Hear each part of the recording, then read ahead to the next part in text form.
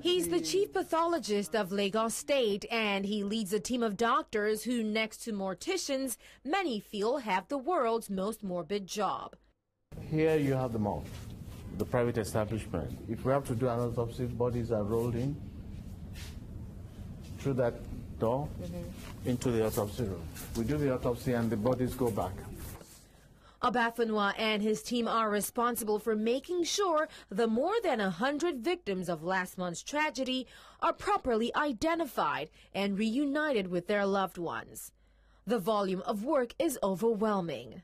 On the average, maybe about 4 to 6 autopsies a day. But with this crisis, they were covering about 20 autopsies a day. One occasion about 21, 22. Both centers. Behind these doors, Nigerian doctors have put in long hours carrying out autopsies on exactly 116 bodies. Now that grueling task has been further compounded by the fact that they had to first embalm the victims' bodies. You had to arrest decomposition. So bodies were being embalmed,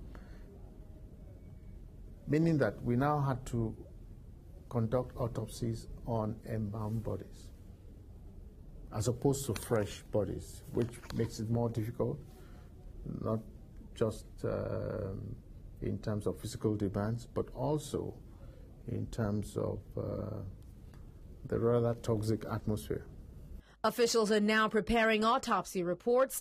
Once the DNA results are in, death certificates for the South African victims will be handed over to embassy officials. It's likely to take at least 2 weeks before the bodies can be returned to their families. Adaure Achumba, Lagos.